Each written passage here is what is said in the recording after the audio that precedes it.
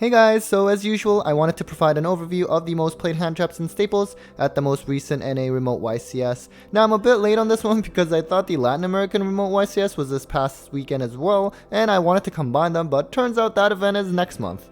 Anyways, before I continue, a big thanks to my sponsors as usual, links and discount codes below.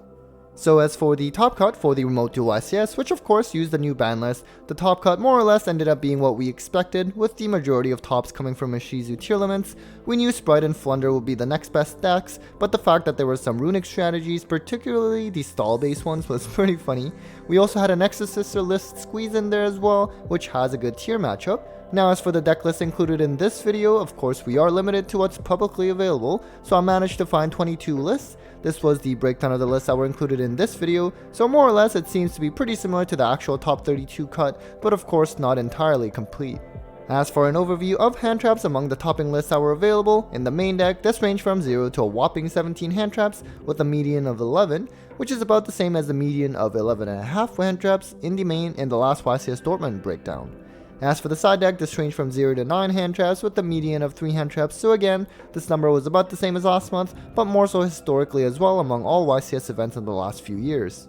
As for going second board breakers, and this includes cards that negate monster effects or destroys back row, things like that, in the main deck this ranged from 0 to 6 with a median of just 1 card, so pretty similar to the half we saw in YCS Dortmund. And then in the side deck, this ranged from 2 to 10 board breakers with a median of 6, which is just in line with a number you typically see historically. As for the most played hand traps, getting pretty repetitive at this point since the release of Darkwing Blast, but the 3 bestials were all tied for being the most played hand traps, with only Serenir not seeing unanimous main deck play. These cards serve as DD Crows with a big body, not to mention can either search another bestial with Magma Nut, or be able to send a special summon monster to grave with Druid's Worm, all of which come up a lot, particularly in tier mirrors. The OCG recently limited Magma Nut, which I think will happen to the TCG as well, because the bestials are just too strong right now, although admittedly necessary. And then we finally have a more classic hand trap in Infinite Impermanence. I've noticed more tier list main decking Impermanence now, even though up until now they were not really running your standard kind of hand traps. Very strong against a card like Kalos, but is versatile enough to hit most decks as well.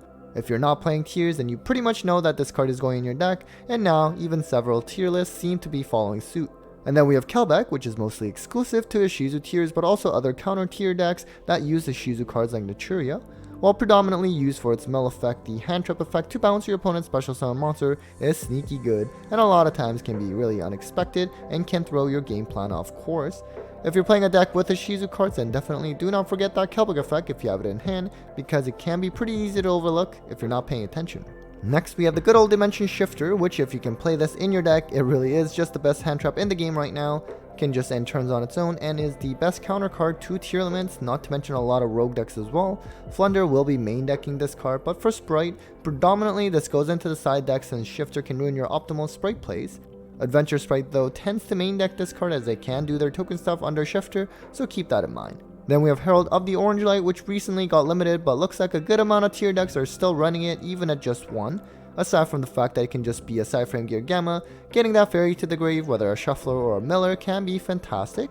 Not to mention that orange is a level 2 tuner, so that can come up if you're still playing Baronne. This card will probably come back to 3 at some point once the Ishizu tier format rolls away. Next we have another good old classic make it back to the top 10, and that is Ash Blossom. I actually enjoy playing Ash in Sprite, and I'm sure some of you may feel the same for whatever deck you're playing, as it's pretty good to hit the Kelbeck or Agito. Not to mention using it to stop Havness or Sharon can come up as well, because in this modern iteration of tiers, things might snowball too fast if you let them mill anything compared to when tiers first came out. And then we have Effect Failure as well, which like Imperm can be very strong against Kick Kalos as well as many other strategies. It being a tuner probably does not come up much anymore since the health ban, but it's certainly still a strong card to have. Lastly, in the hand trap section we have Ghost Spell, which is strong right now since it can stop the tier fusions from happening or even stop the grave shufflers.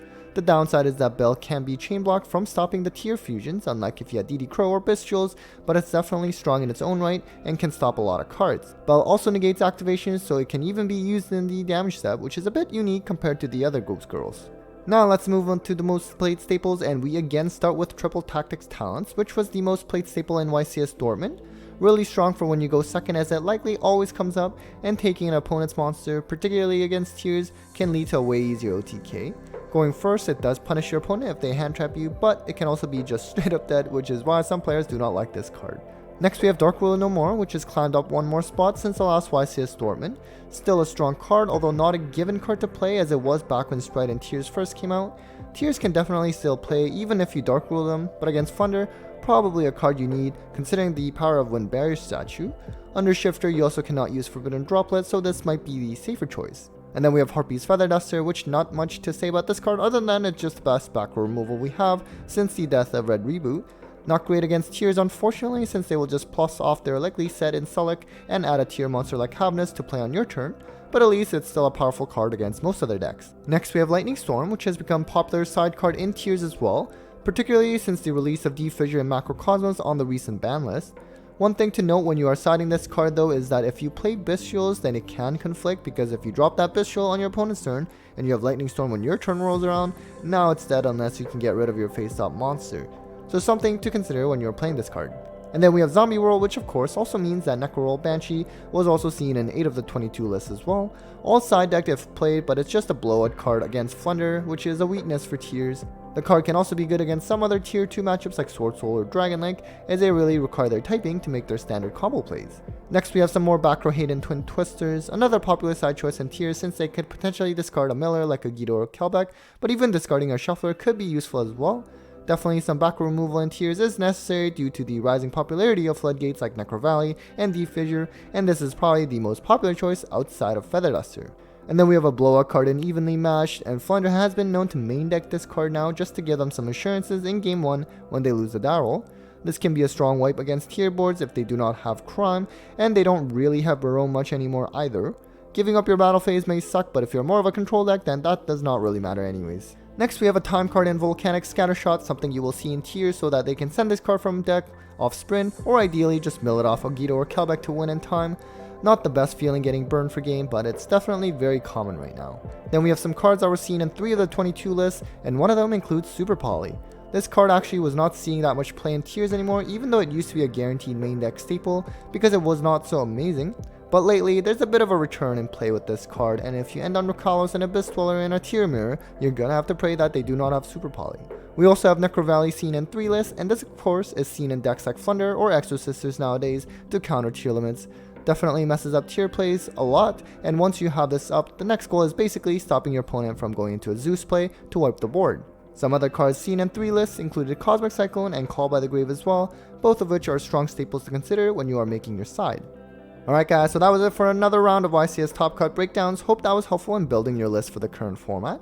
As always, a big thanks to my Patreons, Eileen, Dice Queen, Bolt Spider, Cybernetic, Brandon Jaren, Bear Lord, Spooky Boogie, and Stephen Phillips and Chaz Blanks, as always, for supporting the channel. You guys are awesome. If you're interested in joining my Patreon, link down below. Take care guys.